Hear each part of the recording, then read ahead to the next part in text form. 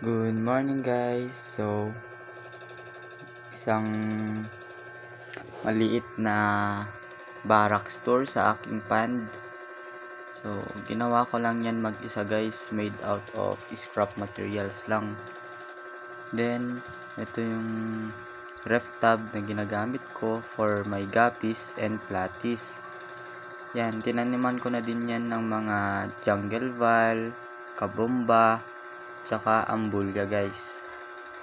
So, soon guys, mag-video tutorial ako kung paano ko ginawa yung mga trapad ko or yung proper breeding ng mga guppies for newbies, yung mga gusto pa lang mag-guppies. Kasi ang guppies guys, nakakatanggal yan ng stress eh. Yan nga pala yung mga fry ko ng chops tsaka platis. So, more than 200 fry po yan guys. Then, i-detailed ko to pag may time na, kasi limited lang kasi yung time ko dito eh. Pero yan guys, mga pure breeds po yan. Pwede din kayo mag-avail kung malapit lang kayo or through JNT, ganun po. So, isa lang tong maliit na video just to introduce you to my farm.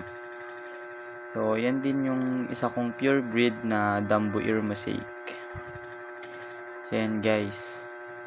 Tuturo ko sa inyo yung mga proper maintenance tsaka condition for our guppy fish. Yan guys. So, ang pinapakain ko pala dito guys is baby brine shrimp na hinahatch tsaka yung decapsulated. Guys, comment lang kayo down below if may gusto kayong malaman, tsaka pa-click na din yung like tsaka subscribe button. Thank you so much guys. And additional lang din guys, if gusto nyong mag-avail, matik na may freebies kayo ng mga plants, mga water lettuce, frog bits, yung hornwort, tsaka mga hydrilla, ganun guys.